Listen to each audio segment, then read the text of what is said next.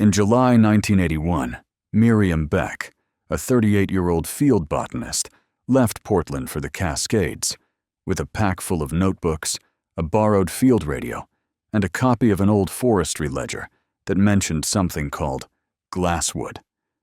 She didn't say where she was going. She had done this kind of trip before, cataloging rare plants and forgotten patches of forest. She wasn't careless. She wasn't impulsive. She was deliberate, organized, methodical. When she didn't return after 5 days, no one thought the worst. Not at first. But then her car was found, parked just off a disused fire road in the eastern edge of the Three Sisters wilderness. Locked, undamaged, no footprints, no maps, no campsite. Her field bag was gone. So was she. Search teams swept the area for over a week. Helicopters, dogs, volunteers. But there was no trace, no clues, no sound, until a forest ranger stumbled on something strange just beyond the tree line behind the car. A trail. Not made of footprints or fabric. Not left by a vehicle or an animal. It was glass. Thick, uneven shards of green glass, each piece placed at near-perfect intervals, forming a path that snaked deeper into the forest. 200 yards in, the glass stopped. No tracks. No signs of a person. No sign of Miriam. To this day, no one has explained where the glass came from, or what it meant. And no one has seen Miriam Beck again. What she followed into those woods, and why, remains a mystery no one has solved. Not yet. Miriam Beck was the kind of person people described in pieces. Quiet, sharp, unnervingly focused.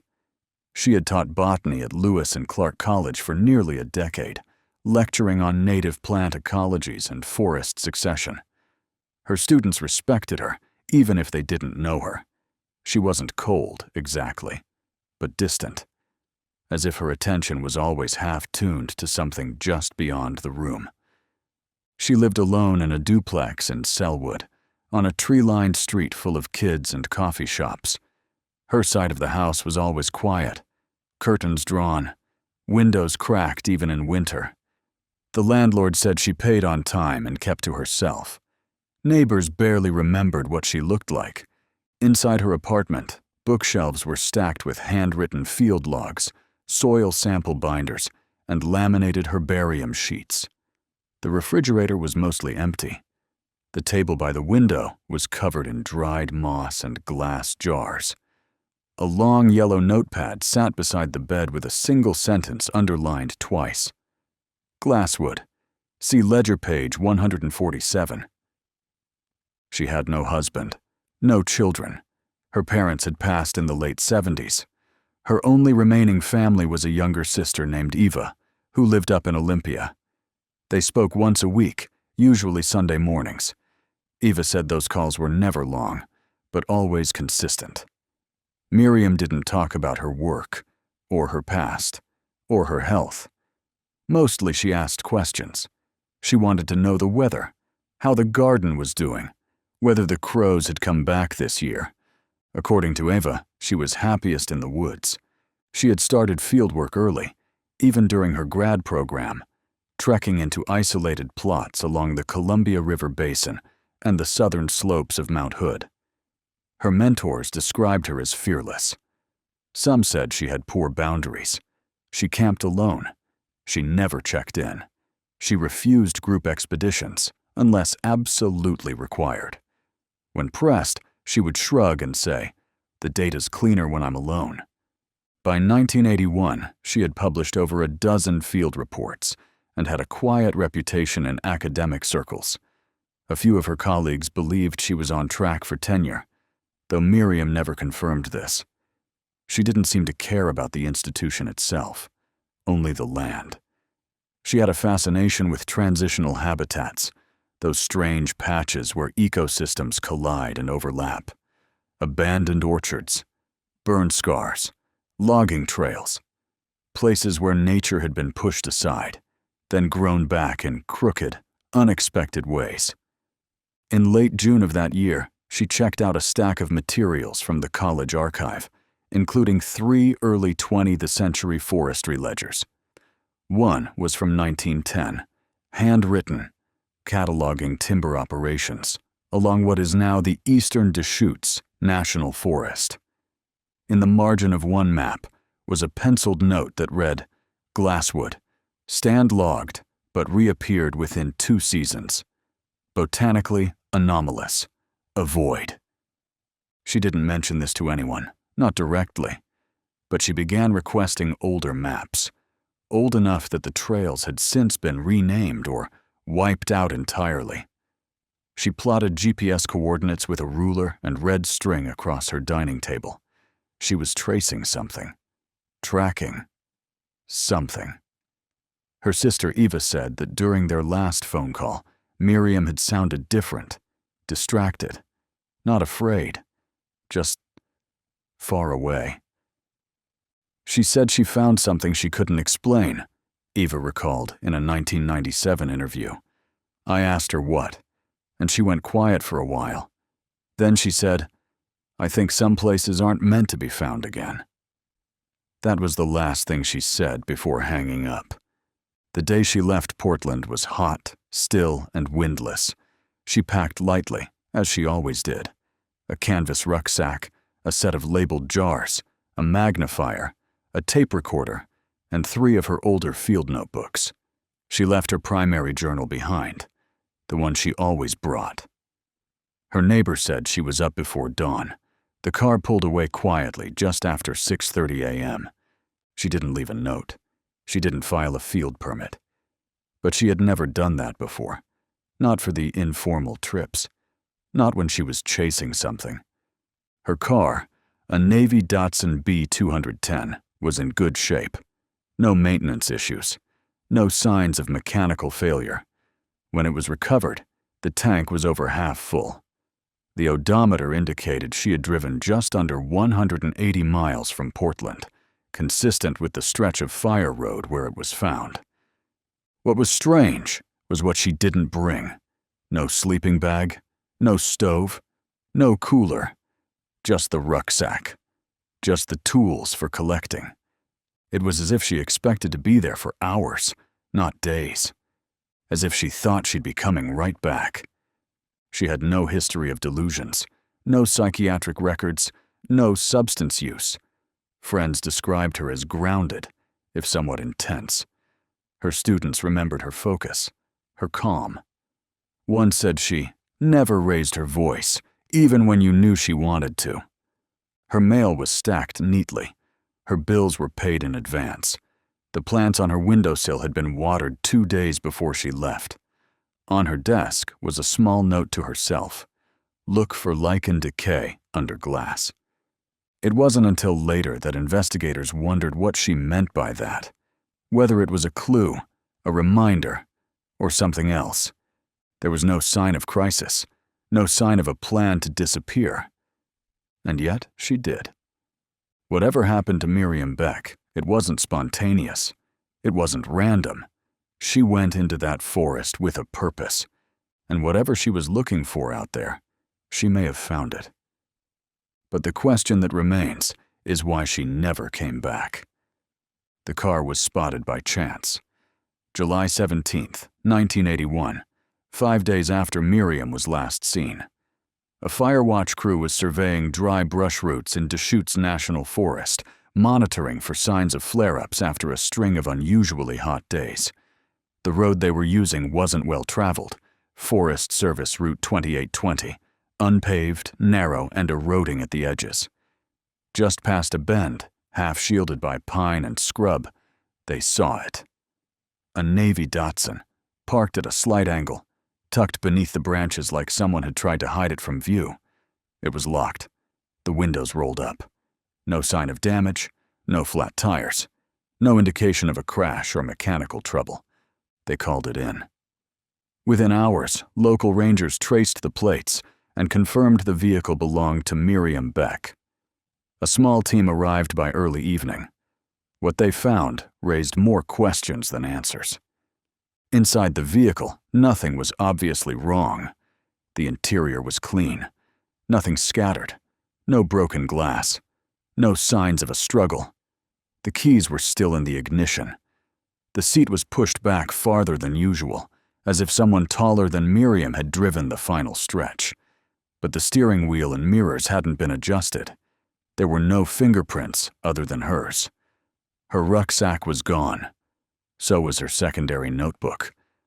But her lunch cooler was still in the back seat, unopened, contents beginning to rot in the heat. There were no wrappers, no water bottles, no signs she had eaten or camped.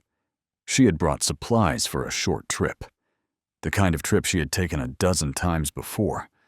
But there was no sign of where she went after leaving the car. No boot prints, no flattened grass, no drag marks, no trail. Just the car and forest. The search began before first light the next morning. For 3 days, volunteers, deputies, dogs, and helicopters combed a 10-mile radius around the vehicle. The terrain was unforgiving, dense with lodgepole pine and Douglas fir, scattered with basalt ridges and sinkholes masked by fallen leaves. The air was dry and still. The deeper into the woods they went, the quieter it became. No birdsong, no wind. On the 4th day, a ranger named Tom Arledge, moving alone along a narrow creek bed, noticed something glinting in the dirt just past a bend. He bent down and picked up a shard of thick green glass. It was old, uneven, frosted slightly at the edge like it had been exposed to years of soil. At first he thought it might be garbage, but then he found another, and another. They were spaced apart, each one partially embedded in the forest floor, forming a curved line that moved uphill through a clearing. He called it in. Within an hour, the path had been partially marked, 97 shards in total, stretching just under 200 yards before stopping abruptly at a ridge. There were no other signs, no footprints, no cloth, no blood, just glass. Samples were taken. The fragments were thick, green, and hand-blown, likely pre-1950s. No consistent branding, no labels. A few pieces had partial seams, but most were too irregular to trace. Forensic analysis turned up nothing unusual. No chemical residue, no fingerprints, no DNA. But what unsettled the team wasn't the glass itself. It was the pattern. Each shard was laid flat, spaced evenly as if placed with intention. Some were partially buried, as if they had been there for years. Others sat atop loose pine needles, clean of debris. The placement was too neat, too specific to be natural. But there were no tool marks in the soil, no disturbances in the surrounding brush, as if they had just appeared. In a statement to the Deschutes County Sheriff's Office, Arledge wrote, "It felt like a breadcrumb trail. But if she laid it herself, she would have needed a bag of glass, gloves, and a reason. And she left no reason." Over the next week, teams returned to the site daily. The area around the glass was flagged and gridded. Specialists were brought in to analyze ground compression, insect activity, magnetic disruption. Nothing out of the ordinary was found. The forest remained silent. Canine units lost her scent less than 40 feet from the car. Aerial scans detected no heat signatures, no clearings, no movement. By the second week, the search radius expanded. Still, no trace of Miriam, no discarded items, no trail, only the glass. The Oregon State Police closed the formal search after 17 days. Her family pushed for continued investigation, but the trail was cold, and the longer they waited, the more the story began to fade. Just another missing hiker in a vast forest. Only this one had left behind a path. Not one that led anywhere. Not one that anyone else could follow. The official search for Miriam Beck lasted 17 days. Unofficially, it continued for years, dragged forward by family, scattered witnesses, and the occasional surge of public interest. But those first 17 days tell their own story. Not just about who Miriam might have been, but about what happens when someone walks off the map and doesn't come back. From the moment her car was found, the questions began to accumulate. The Datsun was locked, the windows sealed, the keys in the ignition. Her equipment was missing, but not in a way that suggested panic or haste. The contents of the car were undisturbed. There was no blood, no signs of violence, no indication she had been followed. And still, nothing. The early search was exhaustive. Local authorities partnered with the Forest Service, the Oregon State Police, and volunteers from neighboring towns. Search dogs were deployed in coordinated waves. Helicopters swept overhead, flying grid patterns. Teams marked off sections of the forest using orange tape and chalk dust, hoping for anything: a piece of fabric, a signal flare, a sound. The kind of search meant for the living. Not a recovery, a rescue. The trail was clean. Too clean. She had disappeared without a ripple. The dogs picked up her scent briefly near the car, then lost it within 50 feet. A single print, possibly hers, was found near the glass trail, but the soil was too loose to hold detail. No discarded clothing, no boot marks, no indication of struggle or injury. As the days dragged on, the mood among searchers began to shift. What began as urgent turned quiet, then uncomfortable. Some described a heaviness in the air, the kind that pressed on the back of your neck and made your breath shallow. A few said the forest felt wrong, but no one wanted to explain what that meant.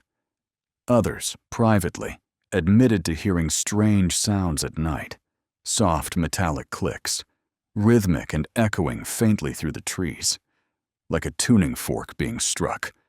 No one ever found the source. On the 6th day, a volunteer suffered a panic attack after wandering off from his team. He was found 2 hours later sitting beside a dry creek bed, holding a piece of glass that hadn't been logged. He didn't speak for hours. That piece, like the others, was tested. No origin, no residue, no reason it should have been there. By the 10th day, the sheriff's department reduced their search radius. The dogs were exhausted. The aerial teams had spotted nothing. The media had already turned away, and the case was quickly losing momentum. Privately, some officials began using the word exposure, an accident, a wrong turn. But the terrain around her car was stable.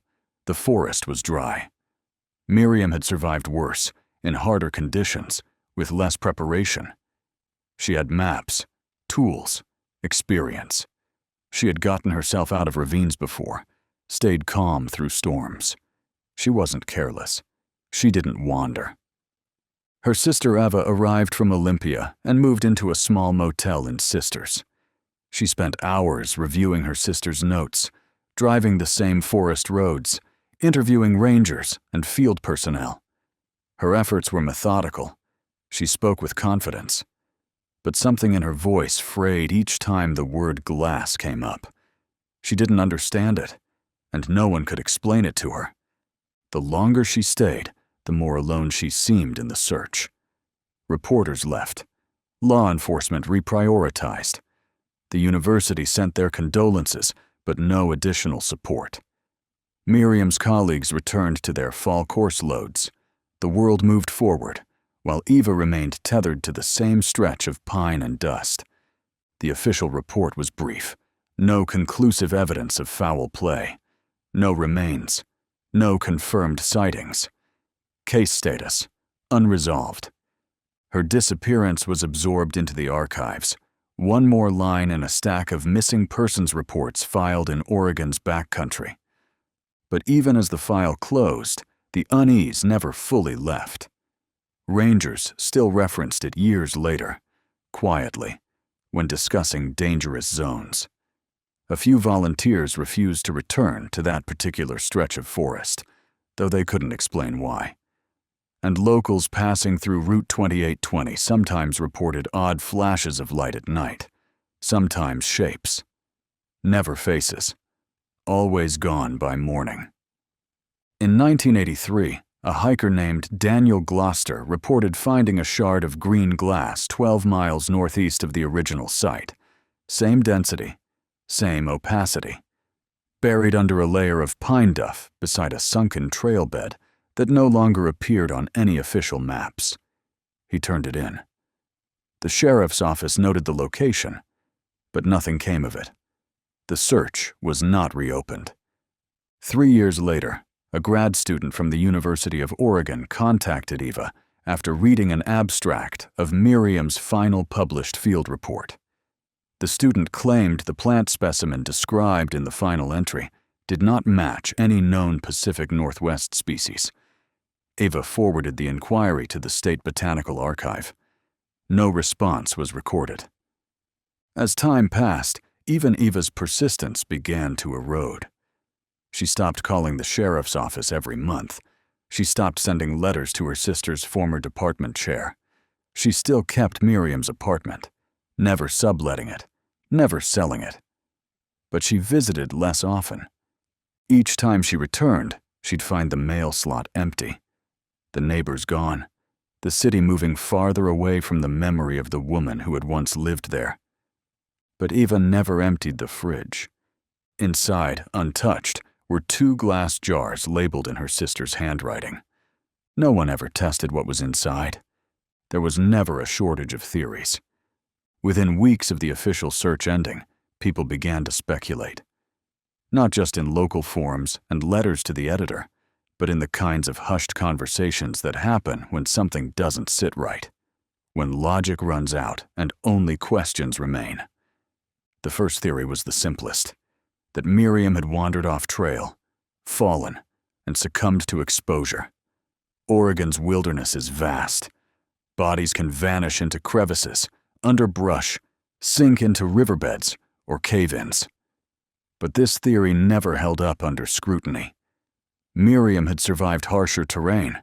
She had documented solo treks through fire-scarred slopes and glacier runoff zones. She knew how to mark a trail, signal from altitude, and backtrack through terrain. She didn't take unnecessary risks, and she had left no signs of panic, no movement suggesting disorientation. Her last known location was stable, dry, clear. If she had fallen, someone should have found her. The second theory was psychological, that something had shifted in her mind in the weeks before she disappeared. A break, a quiet spiral. Some colleagues mentioned she had become more withdrawn than usual, obsessed with older maps, using phrases that didn't quite fit her usual precision. Self-regenerating ecosystems, plant intelligence, feedback root clusters. But she had still shown up to meetings, still graded papers, still replied to departmental memos with her usual dry courtesy. No one close to her had ever seen signs of mental illness. Her sister Eva refused to entertain the idea. Miriam, she said, didn't drift. She focused. If she had said she was going to the woods to study something, that's exactly what she did. Then came the glass. The third theory tried to explain the green shards. One hypothesis suggested that an old dump site, possibly from the early logging days, had collapsed or resurfaced during a landslide. That Miriam had discovered this by accident, followed it, and perhaps fallen into a hidden ravine. But aerial imaging showed no fresh landslides, no soil disruption, and the glass wasn't found in piles or clusters.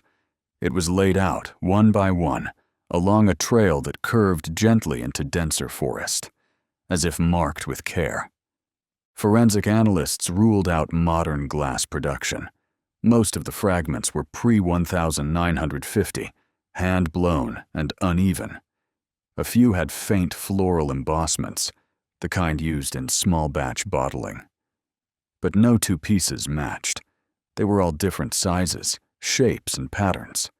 And none bore the kind of wear expected from long-term exposure. Some were clean, some were embedded deep.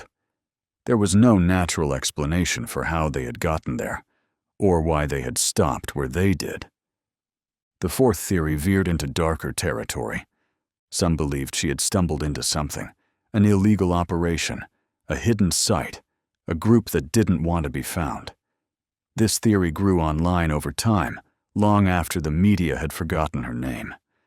On message boards dedicated to unsolved disappearances, users speculated that Miriam had been silenced after discovering something buried in the woods.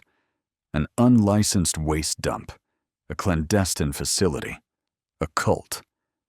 There were rumors of strange activity in the region during the late 70s and early 80s. Helicopter lights with no flight logs, hunting cabins that didn't appear on land records. One user claimed to have found remnants of burned documents near the area, but offered no proof. Another pointed to similarities with other cases: loners, researchers, hikers, all vanishing within a 100-mile radius, all in summer. But again, nothing concrete. No evidence. No trace. Just ideas that spiraled into more questions. The final theory was the one that lingered the longest. It wasn't about crime or accidents or delusions. It was about intent. That Miriam had gone into the forest looking for something, and maybe she found it. The phrase glasswood, from the forestry ledger she had checked out weeks before, remained a mystery. It did not appear in any official Oregon land records. It wasn't a town. It wasn't a park. And yet, on page 147 of that ledger, in the margin of a hand-drawn map, the word was written beside a patch of sketched trees. Glasswood, stand-logged, but reappeared within 2 seasons. Botanically anomalous. Avoid. Who wrote that? What did they mean by reappeared? How could a clear-cut forest return in 2 years? No one knows. The page was unsigned. The handwriting was shaky. But that note was the last documented reference Miriam had made in her apartment. It was circled twice, underlined in pencil. She believed something was out there, something that didn't match what she had been taught, something outside the taxonomy charts and soil maps and ecozone diagrams. And if she followed that belief into the woods, she didn't follow it back. Not one of the theories could fully account for the trail, or the silence, or why a seasoned botanist, stable and methodical, would step out of her car and walk alone into a forest, never to be seen again. They offer explanations, but none of them offer answers. Reflection. Miriam Beck was declared legally dead in 1988. There was no ceremony, no memorial stone, just a short legal filing processed through Multnomah County, initiated by her sister Eva. It had been 7 years. Her apartment had stood untouched for 5 of them. Inside, the couch still held the indent from the last book she had read. Her desk still faced east, where the morning light would have caught her research notes. The plants in the windowsill had long withered. The pages of her primary field journal had begun to yellow at the corners. Eva kept that journal. She stored it in a fireproof box, along with Miriam's university ID, a taped-up envelope full of old lecture notes, and a small bag of moss that had been found in the trunk of her car. Every few years, someone would reach out. A researcher, a podcaster, an independent investigator. They all wanted to ask the same thing. What happened out there? What do you think she found? Eva never gave them much, not because she didn't wonder, but because she did. She had long since stopped believing her sister had simply gotten lost. Something deeper had taken her, something quieter. She believed Miriam had gone out to see something no one else could. And for a moment, maybe she did. Some disappearances make noise. Miriam's didn't. It folded into the land. It waited. In 1994, a Forest Service intern flagged a trailhead on an old logging map. It was several miles east of where the Datsun had been found, and the name beside it had faded almost completely. But under infrared scanning, a word emerged faintly from the paper. Glasswood. The site had long since been swallowed by regrowth. Attempts to access it by foot failed due to dense, unstable underbrush and degraded slope integrity. No official expedition was organized. Eva never went looking again. She said she didn't need to. She believed Miriam had gone as far as she was meant to. Today, hikers still pass through that region of Deschutes. Most never know the name, the story, the glass, and the trail has long since been overtaken by moss and needles. But sometimes, when the light hits the soil just right, something beneath the surface catches the eye. A glint of green, a shape not quite natural. And then it's gone. Like she was. So what do you believe? Was Miriam Beck a lost scientist in the wrong place at the wrong time? Or did she find something none of us were ever meant to understand?